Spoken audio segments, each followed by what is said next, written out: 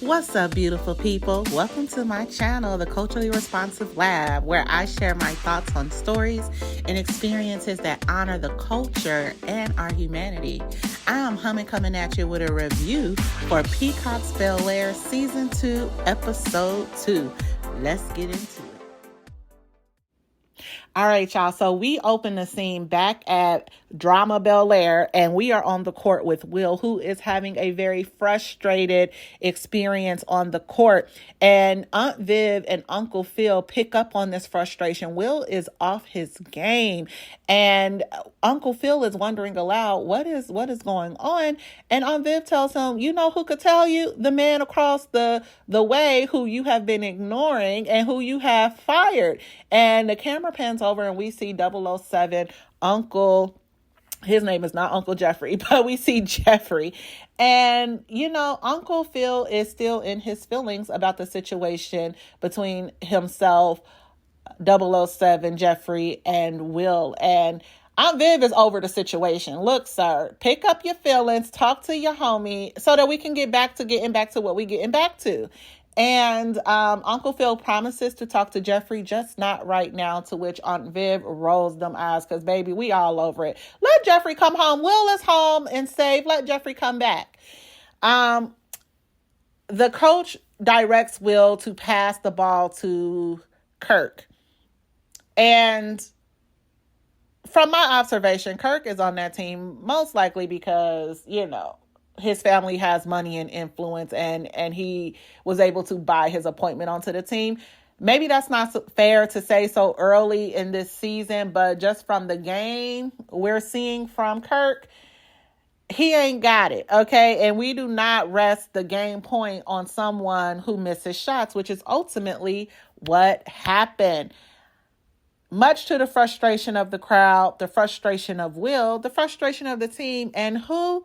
The frustration of a pimp named Doc, all right? Which Uncle Phil notices that Will is trying to impress this man. Now, Uncle Phil doesn't know who this man is yet, but Uncle Phil does a great job of keeping people in his sights that are impacting his family. I love that about him. And so, of course, Doc does what he does and walks out on Will, and Will chases behind him like a puppy because this man, for some reason, has such a hold. Well, we know what the reason is. He represents promise and independence to Will, and so he chases after him because he sees his independence walking out the door. And, a pimp named Doc says, D1 scouts are looking for gamers, Will. And the pros, they looking for people to take over the game if that's what's necessary. Because in the end, it's always about getting the W. He's always putting this battery in Will's back. And I think Doc is going to cause much discord. He is going to cause tension. And he is going to cause, external and internal conflict within the Banks family. I also noticed that Doc often dangles this carrot in front of Will and then yanks it away by giving him the cold shoulder. We saw in episode 1 where Will actually beat a very skilled player who most people were scared to go up against. And Will feels like, oh, I did something good. I impressed him. And he goes up to kind of get that affirmation. And the guy says, it ain't good enough and walks off. We see that again in this scene where, Will tries to explain, coach calls the plays, and the man gives him the cold shoulder again. Yeah, I'll holler. Uncle Phil notices this interaction from afar, and this is going to play into what happens throughout the episode with this triangle, right? So Carlton and Uncle Phil, we switch to the scene with those two. Uncle Phil is on his way up the stairs to talk to Will because Will is in his feelings, child. And Carlton talks to his dad about his appointment with Dr. Richards and lowering his meds. This is another thing I love about this show. As an educator, I have witnessed and observed firsthand so many Black students in engaging with or impacted by anxiety, living with anxiety.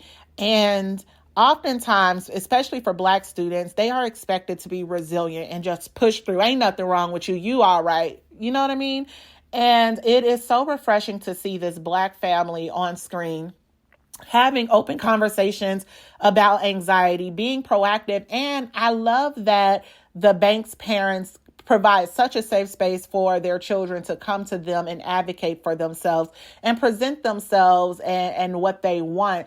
And and the children are respected. They're not dismissed as minors or, I make the final decision. I make the decisions in this household. There isn't that authority posturing that happens that can oftentimes be toxic and make kids feel as though they are not heard and they are not seen. And so Carlton expresses that the meds are messing with his sleep. His grades are slipping. He's in the process of applying for colleges soon. And he says, my anxiety medication is giving me more anxiety. Uncle Phil promises to go into the conversation with Aunt Viv with an open mind when they speak to the doctor. And so I think that scene is so pivotal, and I love that they are highlighting this issue on screen in such a beautiful, articulate, and progressive way.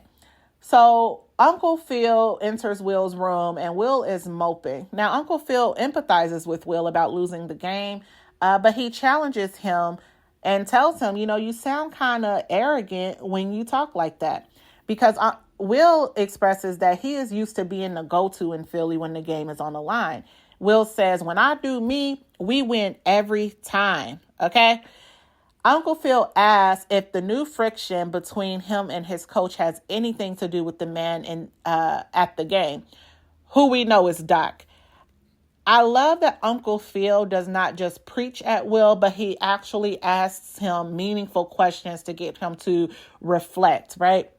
Now, Will says that Doc is a good man to impress, to which Uncle Phil responds and says, you mean that Rich Paul wannabe who's not even affiliated with Bel-Air? Calling out the affiliation with Bel-Air, I think, is pivotal and something we need to pay attention to, because the fact that Doc is not affiliated with Bel-Air is going to cause some problems. And I think it's going to influence Will to later in the season consider leaving Bel-Air. So pay attention to that. Will says he wants a D1 scholarship and he wants to go to the league. Uncle Phil ends the conversation by advising Will to be careful of who he listens to and why they're all in your business in the first place, which, baby, going back to the end of episode 1, where we see Doc knows that Will is affiliated with the Banks family and that they are billionaires, and that seems to whet his appetite for Will even more. So Will is so blinded by just wanting to get independence, wanting to be his own man, getting a D1 scholarship and getting to the league, that he is not willing to consider what ulterior motives this man may have. But Uncle Phil knows a snake when he sees a snake, because he's probably been dealing with snakes all his life, especially being in the justice system and being a lawyer. So pay attention to that. All right. Will is still moping in the next scene with Carlton, and Carlton tells him, listen, just talk to the coach, okay? They also come across Yasmin. Y'all know I love me some Yasmin with her pretty self, and she is rocking that ponytail again, and she encourages Carlton to make sure he comes to the next BSU meeting, because we know Carlton did a one-stop shop on the BSU to get their votes to be class president and never went back. And so she is holding him accountable, and I love that she holds him accountable in a way that he can receive. And I really think he likes her, and he better not be like Will and break her heart. So y'all know Will broke Lisa's heart. I don't want Yasmin crying in every scene, okay? So that was dope to see. And I think Carlton is kind of shaky on how affiliated he wants to be with BSU, which brings into to consideration a larger conversation around success and proximity to Blackness, and how some people feel that they can't be too close or else they'll be considered quote unquote one of them. I've seen that happen, and I'm wondering if that's happening with Carlton, especially in the later scene that, I'm going to discuss when we get there. But just this idea of how close is too close. And I'm wondering if Carlton is having some struggle with that. Next, we go into Miss Hughes' classroom, Teacher Ashley, where she is encouraging her students to go beyond giving a summary and really get deep with their analysis. That's something I would tell my students all the time. Don't tell me what I can read on the page. Go beyond that. What is the author not revealing? What did the author not put on paper for us to read in words? And so I love that she did that. It warmed my heart to see another Black teacher rocking it out and challenging her students, okay? Because, for me, it's all about cultural relevancy and rigor happening simultaneously. But some people don't like cultural relevancy because we see that student Ashley says, what if I can write a better story?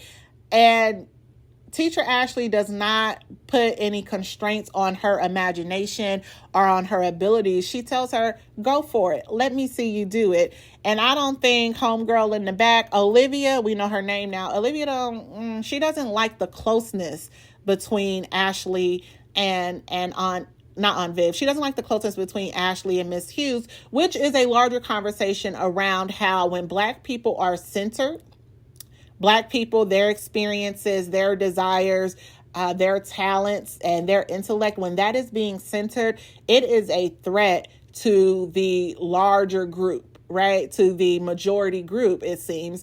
And it's a power redistribution that is happening that is not liked or accepted.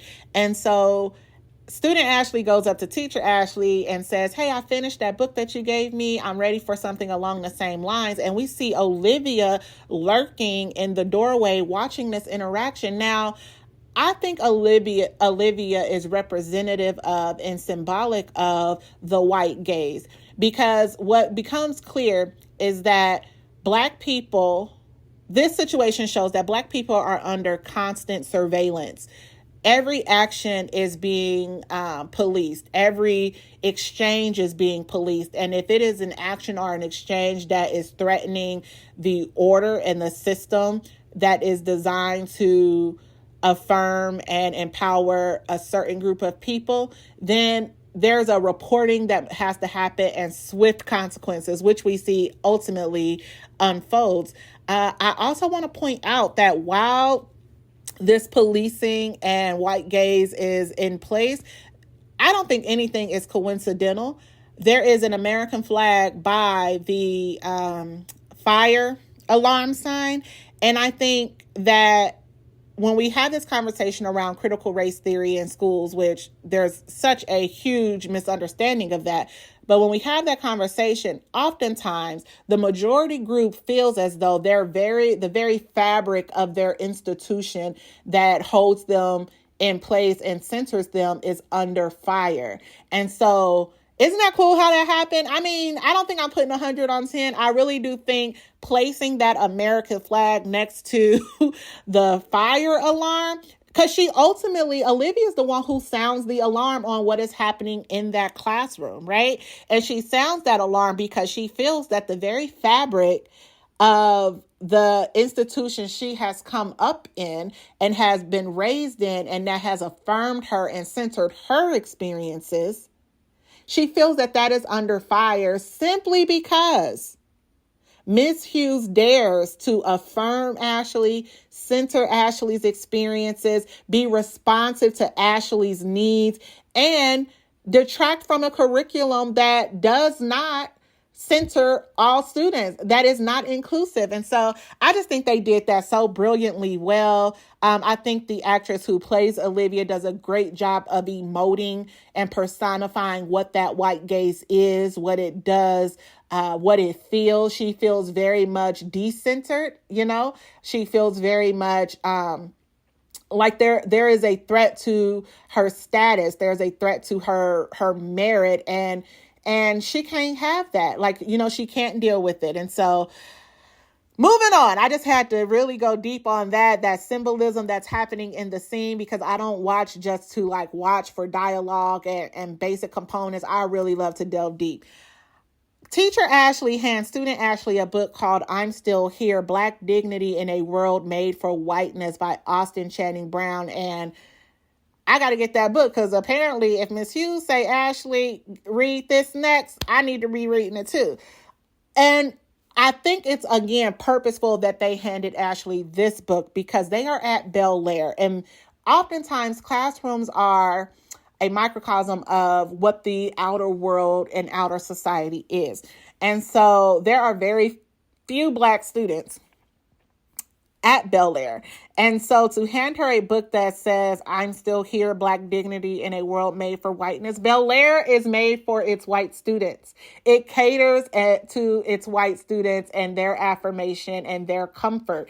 And so how do Black people maintain dignity in a world that does not see them? They are invisible, right? And so I love that she gave her that book. Check that book out. We might have to do a book club read on that. Let me know in the comments if you would like to do a book club and a chat on that. All right, so we got past the white gays in Bel-Air and we see that that's going to happen. And we switch to Jazz. I love when we have a scene with Jazz and it opens with Tupac's Can You Get Away? That is one of my mama's favorite songs by Tupac. Okay. I grew up on Tupac and hearing that. Ever since I met you, I could peep depression. It's like your man don't understand. All he does is stress you. I could see the state of misery from the introduction. I just want hip hop to do that again. Like, talk to the vulnerability of women. Speak to us in a way that makes us feel seen on a deep level.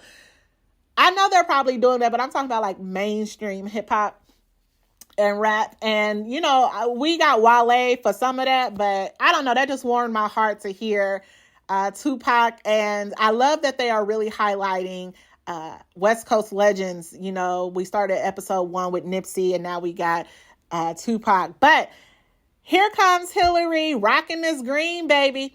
And she brings her man, because you know he not got chose now. I want you to be my man. She brings her man lunch, and it is a tofu you sandwich. I love the name that she gave that. It's so cute. And she says it tastes just like chicken, and I'm interested to find out. I love Jazz because he just says, he's just such a dope brother, you know? He eats it, it's good apparently, and he looks at her and he says, so we pregnant or something? Because you're looking at me crazy.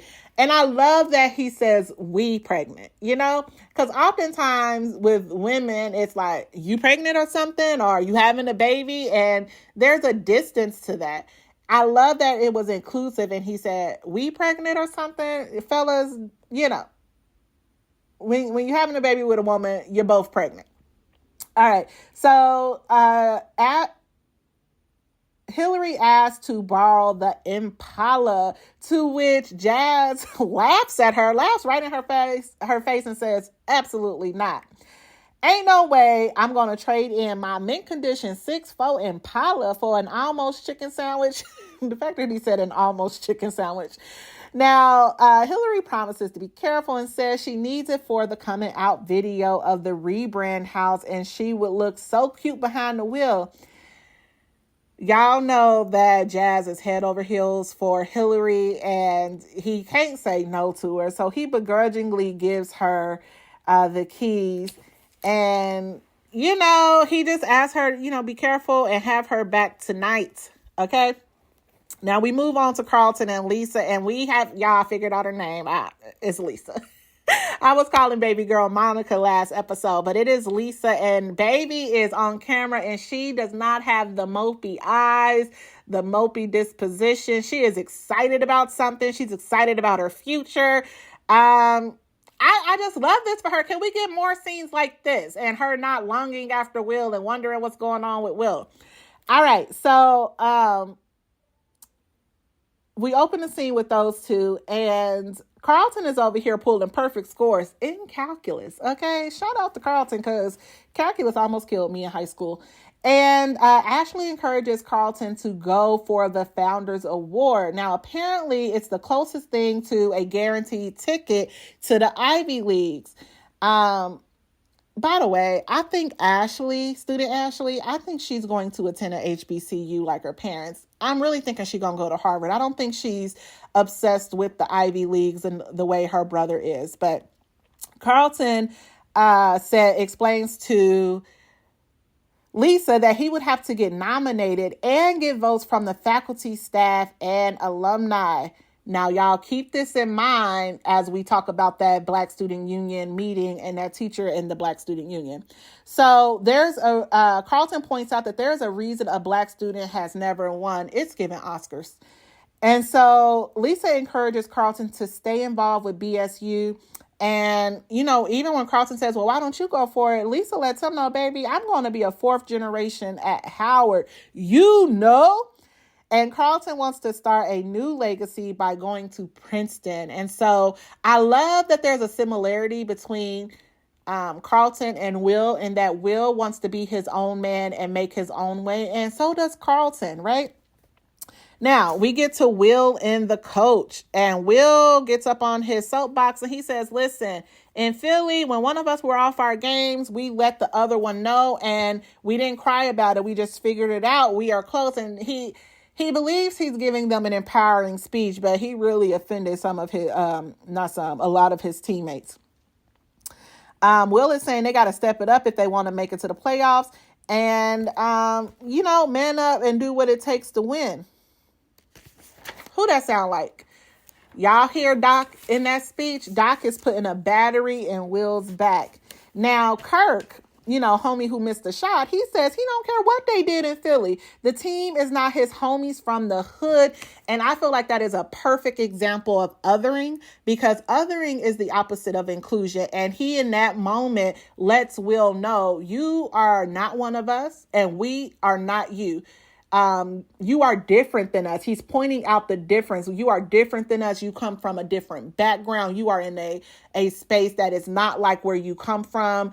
And that really, othering Will in that way really impacts Will's sense of belonging, not just on a team at Bel-Air and just ultimately in this environment, in this world.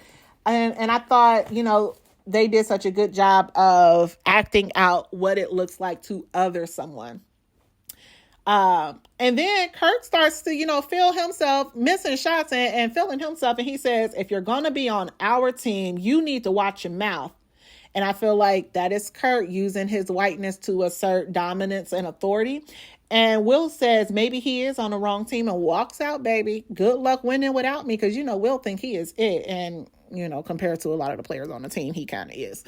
All right, so we get back to Ashley and Miss Hughes. Ashley notices Miss Hughes is walking down the hallway with a box, and being the sweet Ashley that we love her to be, she offers to help. But then she notices there are desk items. When you leaving a job and you take the few things from your desk, and it's always a plant. Why we always take a plant? But she notices like, hey, something is not right. And she asks her Teacher Ashley, what's going on? Teacher Ashley says, I'm no longer a teacher at Bel-Air Middle School and I can't discuss it further. And Ashley is just like, what? This is ridiculous. What do you mean? Well, she can't ask her what happened because she can't talk about it, but just like, are you okay? This isn't right. And Teacher Ashley tells her, don't worry about me, Ashley. You just keep being the amazing, brilliant young woman that you are and never, ever let anyone try to change you. I felt that because I have left 3 teacher jobs and it was always hard to leave my students. And 2 of the jobs that I left, it was because I had got tapped on the hand about, leaving the curriculum or doing something that they felt was too militant. It's too, I had a principal tell me if Deanna Watson wants a long-term career in education, she needs to know her place. And so I feel what Miss Hughes is going through. And I feel for Ashley because she has a teacher who sees her, challenges her, invests in her beyond the curriculum. And this teacher is being snatched away because it threatens the order of things. And so we going to get Miss Hughes her job back because Bel-Air a revolution is coming, if you didn't know from the first book in the first episode. We switch to the next scene, which is Aunt Viv and Uncle Phil. And Aunt Viv, y'all know this is a We Love Aunt Viv channel. Aunt Viv is there and looking vibrant, okay, rocking colors, ponytail. And they are in a meeting with Carlton's doctor, Dr. Richardson. I love that he's a Black doctor, okay? Y'all better show black professionals. And so Uncle Phil says, he stopped applying pressure on Carlton, and he thinks, that is probably a big part of the reason he had anxiety. And Aunt Viv reminds him, you're not the only pressure in his life, Phil. He has grades, girls, etc. And Uncle Phil is like, yeah, you're describing life, Vivian. So are we supposed to keep him on meds forever? And Aunt Viv is like, look, if that's what it takes, and I get that, listen, this is nothing that we have to be ashamed of here. The doctor says weaning off of meds isn't something Carlton should do on his own. Pay attention to that. Is Carlton going to try to do this on his own? Because, much like his cousin, he is seeking this independence, this independence from medication. The same, very similar to how Will is seeking an independence from the Banks family. Carlton is seeking independence from medication. And I do think he's going to take things into his own hands. And we are going to see the symptoms of that, the consequences of that, and how that impacts Carlton long term. And so do y'all think that's going to happen? Like, what are y'all predictions on that? Is Carlton going to try to wean off on his own? But the doctor encourages the Banks parents to earn a little goodwill by showing Carlton that he has their trust. We her house, and of course, Ivy is there, being Ivy, which is an influencer prototype child. They have filmed this entrance 12 times, and Ivy is trying to make that bottle happen, okay? Make sure the label is out. I think this scene really brings to light, like, that influencer life. Is it really for Hillary? Does she want that life where she's constantly trying to capture the perfect entrance? And it just doesn't come off authentic. And I think even though Ashley is an influencer, even when we met her in season 1, she was always authentic about it. She wasn't trying to, she was trying to be something she wasn't with that lingerie. But what I'm saying is, like, she wasn't constantly doing things over and over and over to get the perfect shot, the perfect video. And Ivy definitely does that, which I think takes the fun out of it for Hillary. And so I just think Ivy is superficial and inauthentic. Ivy says she should be behind the wheel. Now, y'all remember that Hillary promised Jazz she would be the only one to drive the car. But of course, ever since I met you, I could peep depression. Okay, there's so much pressure in the air, and she can't get away. She's not happy here. Hillary gives in to the pressure and allows Ivy to drive the car. This is the face you make when you know you messed up. Jazz gets out that car and sees that Hillary is not behind the wheel, and he's not happy about it. He even brought her flowers, and he is just not happy that she lied to him and broke her promise, and is always giving in to Ivy. Jazz wants to know, what is it with you and Ivy? Y'all have this frenemy thing going on, and she's always forcing you to do stuff. And we find out Jazz is in his feelings that he's been chose, but he ain't been claimed, particularly on social media. And Hillary explains to him the difference between Hillary the girlfriend and Hillary the brand. She tells him it's just business. Side note, I really think, later in years, she could play a young Megan Thee Stallion. If Megan Thee Stallion ever wants to do a biopic, I think she would be a great actress for her. I just love Coco. Okay, she is everything. Triple threat. We move on to the Banks family, and it is here that it is revealed, excuse me, it is here that it is revealed that Miss Hughes has been fired. Word on the curb is Will quit the team, even though Will says, nah, I just walked out. And Reed has not called Aunt Viv back. Everybody is just shocked and appalled at what is going on in life right now. Viv says she's going to call an emergency meeting of the Parental Advisory Board to get some answers, baby. Aunt Viv and Uncle Phil let Carlton know that they have decided to lower his dosage and he can start tomorrow. Carlton feels this is the right decision. He is ecstatic, so appreciative. And Uncle Phil tells him that he has to keep them in the loop as there are some side effects. Remember that, y'all. Viv says if there are any stress or triggers, he must let them know. Y'all think he's going to let them know if he's experiencing stress or triggers, or is our boy going to go back to snorting? I don't know. I'm worried about Carlton in this, and y'all know I love Carlton. I just don't want him to revert back, okay? We get to Jackie and Will. Child, they going to make Jackie happen, but okay. We get to Jackie and Will wants advice on how Doc operates. Now, he wants to get to know her better. But you just broke up with Lisa and said y'all was moving too fast and he jumped in too quick. But you know, boys and men. All right, he asks, when can I see you again?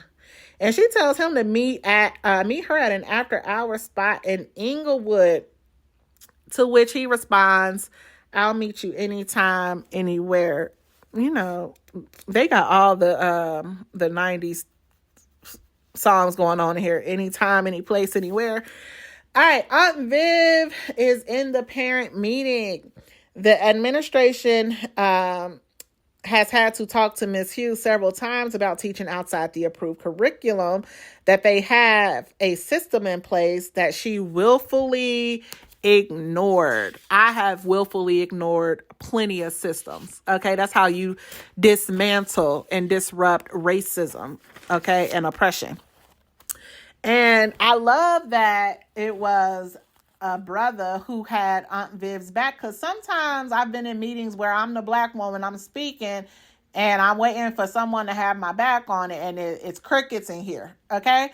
And so this man says maybe it's a system we should be scrutinizing, not the teachers. I love that he stood 10 toes with Aunt Viv. And they explain that there is no getting around it as it pertains to Miss Hughes firing. And Aunt Viv says, I guess we'll have to see about that, and struts on out the room, because baby, what Aunt Viv does is use her power and influence to make it right.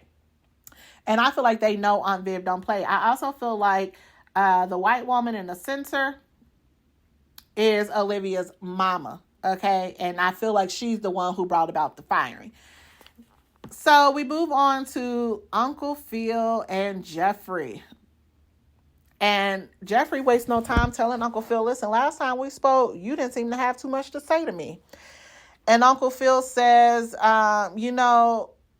they talk about it, and Uncle Phil ends up telling him, you know how I'd react, and you did it anyway. Talking about, giving Will the information on his father. And he says, you know how I would react, and you did it anyway. He pauses, and he says, which means you had a damn good reason.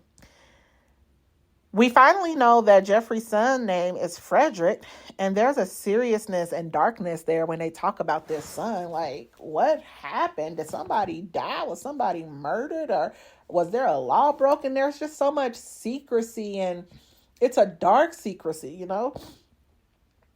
And Jeffrey says, I'm not feeling great about the decisions I've made, Phil. What decisions, Jeffrey? I mean, I know you got a body on you at least, because homie who was after Will got shot up in the club. And so what is happening? And so they're having a conversation openly with one another, but we, the audience, we have to untangle what's being said. You know what I mean? And what is not being said.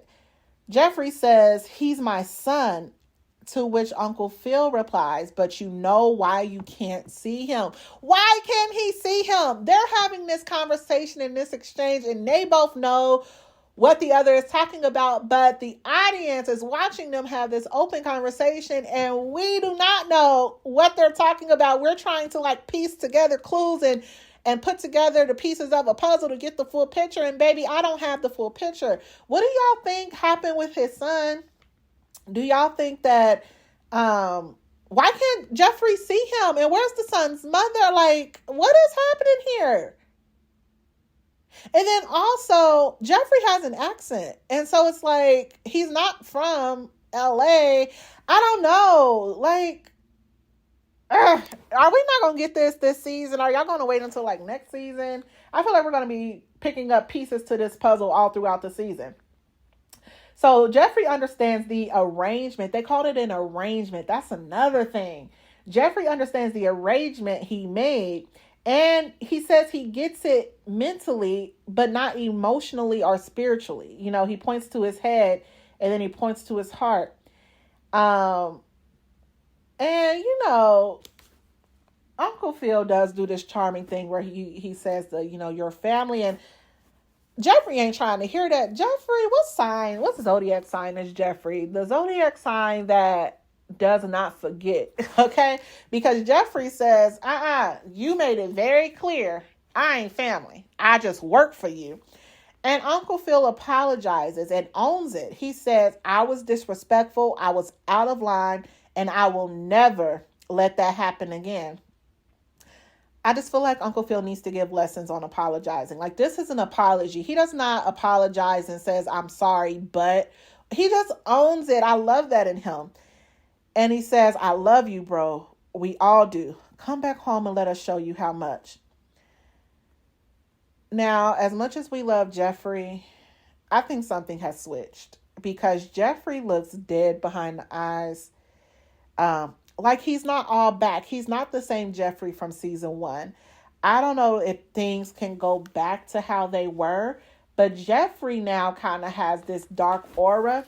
It's not dark with Will. It's not dark with Aunt Viv or Ashley or Carlton. It's particularly dark towards Uncle Phil, as if he is vengeful now. Do y'all pick that up? It doesn't read as hurt. And even though he tells Uncle Phil, it's going to take time, it's still like he kind of drifts off into space. And we'll see this again later in the episode. I'm going to point it out to y'all. Y'all let me know what y'all think about that. Is Jeffrey, I don't think it's that we can't trust him, but it's once something happens like that in a relationship, once certain things are said and certain things are done and you are slapped in the face, can a relationship ever go back to what it was? And I think this issue around the son is going to play a major role in the breakdown of relationships. That's just what I'm sensing here. Will and Carlton, not Will trying to sneak out again. And Carlton shows him a way that they can do it without being caught on camera. So they sneak out with Jazz and they are going to South Central with Carlton and tow. And it's funny because Jazz makes it clear, like, we're going to South Central, right? And Carlton is all for it. And Carlton is also seeming a little hyped up, or, he just seemed a little different. Wondering if that has anything to do with like the medication or him just completely weaning off of it. Completely like not taking it. His parents told him to lower the dosage, but I think Carlton just has stopped taking it. But it's a boys' night out. And Jazz, when they get to the club, Jazz says, if y'all mess it up, it's on me. I think we should pay attention to that too, because Jazz is in places where he doesn't live in Bel-Air, so he doesn't have that iron gate of protection. And I feel like something is going to happen that may put Jazz in danger. Like, if I can't get to you in Bel-Air, I'll get to your homie in South Central. I hope not, but just pay attention to that, because Jazz says, y'all mess up, it's on me. I think that's going to be, something is going to come of that. So Carlton is stepping outside of the rigid, stiff culture of Bel-Air, and he is loving it. He is dancing with 2 young ladies, and Will is dancing with Jackie, and Jackie gets this look on her face eventually and says, my uncle's behind you, and we see it as a pimp named Doc. So we know my prediction was, I think, somewhat fair, that we need to watch Jackie, because Jackie is related to Doc, and Will did not know that. And do you think a pimp named Doc is not going to use his niece to get closer to Will? Mm-mm. So there's the age-old question that Doc asks Will once he gets him back into his quarters, child. And he says, why does a D1 prospect from Philly pop up in Bel-Air in the middle of the school year? This is the question that constantly brings about the threat of exposing what his uncle did to get him out of trouble. And didn't Uncle Phil say to be weary of folks who are all up in your business? This man is all up in your business, okay? And so he also tells Will that that fancy Bel-Air team got you and your game soft.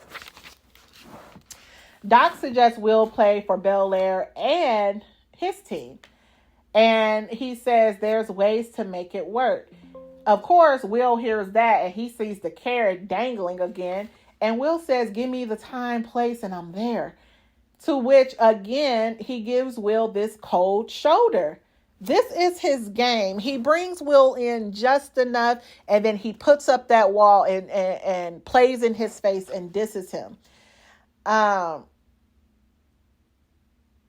Will walks out, crushed, because he's crushed every time Doc does this to him, it's going to be a very toxic relationship, I think. But he walks out crushed, and before he walks completely away from Doc, Doc says, and remember, nobody argues with a winner, which is going to influence Will's actions in the next episode. In the next scene and throughout the season. So the boys are hungover the next morning and Jeffrey is back. Reed thinks Viv is upset that the article is about him, and he's right, because she's the artist. Phil tells her to take off the gloves, and we also find out that one of the students told their mom they saw Miss Hughes giving books that were not a part of the approved curriculum, and y'all know which mama I think it was, which was that mama who was front and center at the parent meeting. Aunt Viv tells Ashley, if no one disrupts the system doesn't change. And we see Carlton reflecting on this. And that, I think, is what's going to be the catalyst and the drive for him to call for a protest at the Black Student Union. So Jazz and Hillary apologizes to Jazz, and she thinks they should take their relationship up a notch. She doesn't want her man out here feeling like, he's not claimed publicly. And so she says, we should tell my parents. And Jazz says, oh, cool, when? And she says, now. So she introduces Jazz as her boyfriend to her parents, and her parents, Uncle Phil particularly, is like, this guy, right? And Aunt Viv is just like, okay, Hillary is being Hillary. Here we go. So Carlton at the Black Student Union, he brings the issue of Miss Hughes' firing up, and they say, Carlton's right, Miss Hughes looked after so many of us when we were struggling in middle school, and that again goes to the fact of why it is important for Black teachers to be in a space, particularly where Black students are being served. And they say, I think rallying to save Miss Hughes' job is a cause worthy of the BSU. Yasmin thinks so, and they share a moment. Okay, I want Yasmin and Carlton to work. Will suggests a protest. Carlton agrees that they're going to do a walkout, but they're going to call it a blackout. Now, the BSU teacher advisor, is not feeling that. And at first, I was on her case. Because I was just like, it's always someone who don't want to shake the table too much. But then when I watched it back a second time, I thought, you know what? She understands what is at stake for Carlton. She knows how the Good Old Boys Club works. And she knows these are people with power and money. And she knows where Carlton wants to go, which is to the Ivy Leagues. And if he does something of this magnitude, the backlash will not just be a suspension or a detention. it will ultimately impact his future. So she tells him there's a right way and a wrong way to handle things, especially here.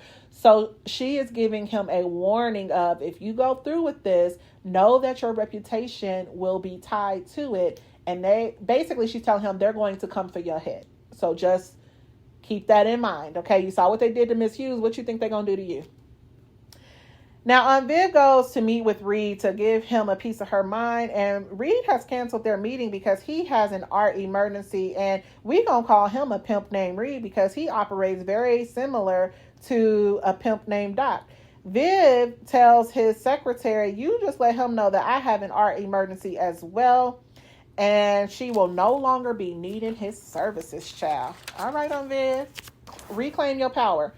So Carlton goes to Will and tells him, we might need to put a hold on the blackout because it may not be a good thing. And Will says it's not supposed to be a good thing. It's a protest. And I get that. Like, protests are not supposed to make people feel comfortable. It's not supposed to be performative. It is supposed to make you feel very uncomfortable. It's supposed to it's not supposed to center the feelings of the majority. That's not why we're protesting here. Carlton's anxiety is kicking in, and I think he is going to spiral.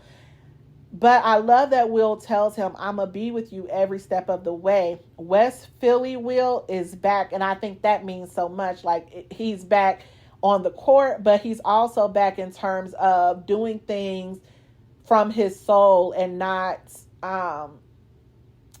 when they're at Bel-Air, they have to operate in a very rigid way. And in West Philly, he's allowed to use his voice. He's allowed to stand up and exert himself and express himself. And I think that's what he means by that. So Phil notices Will is playing at a different level with a different attitude, and he sees why. He notices that Doc is at the game. The coach wants Will to get the ball to Kirk, whose daddy pays for him to be on the team, allegedly, but that's what I think, child. They are at 73-58. They are the home team, and they are at 73. They are way ahead. And so Will could have let Kurt have the ball and miss, and it would not have jeopardized their ability to win, I don't think. But Will has a point to prove to Doc, to the coach, to the team. And so he ignores the coach's instructions and he takes the shot. And, anyway, they end up winning. Kurt is upset. Okay. How dare you not give me the ball so I can miss it? And Phil, Will, hurries over because, that carrot is dangling. He hurries over to Doc and, they're pounding it up and he's like, did you see that? And Doc affirms him and he says, you see what I tell you when you do what it takes to win? Now, Uncle Phil and Doc size each other up. And, Uncle Phil tells Will to go with the team because Uncle Phil sees Doc for what he is, a pimp, okay, and a snake. And he wants to have a conversation with him man to man. And it's also Uncle Phil's way of exerting his presence, I think. Maybe even his dominance of, you don't get to just come and talk to my nephew and think you are going to assert yourself as a dominant figure in his life or a dominant sphere of influence and think I'm just going to sit here on the sidelines. And so he asked him, like, are you a coach? He asked him, are you a recruiter? To which Doc replies, recruiter, coach, mentor, something like that. He even has a very sly way of speaking, like, that hustler way of speaking. And Uncle Phil just tells him flat out, I would appreciate that any conversations you have with my nephew, you make sure that myself and my wife are present. I love that he always includes Aunt Viv in on matters concerning their family. And Doc gives Uncle Phil his card and says, let me know when you want to discuss his future, to which Uncle Phil says, emphasis on if there's something to discuss. Baby, we see that there is about to be, I don't want to call it a war, but we know that there is going to be a showdown between Doc and Uncle Phil as these leading male figures in Will's life. And I think that Will feel that he is more like Doc than he is like Uncle Phil. And I feel like that is going to cause an attachment to Doc and a detachment from Uncle Phil. I feel that Aunt Viv is definitely taking things into her own hands with her art. Everybody is going up against systems, right? Aunt Viv is going up against the systems of the art world. Ashley is going up against the systems of Bel-Air, as well as Carlton is going up against those systems. Will is going up against the systems of Bel-Air and the coaching team or the basketball team. It's going down. Hillary is going up against the systems of social media. Anyway, tell me what y'all thought about the episode. Do y'all think that Uncle Phil and Jeffrey are going to be able to bounce back? Do you think that Carlton is going to end up spiraling as it pertains to his anxiety and spiraling back to his old coping methods? Do you think that Doc is going to use his niece to get closer to Will? Do you think that Will is going to leave Bel-Air?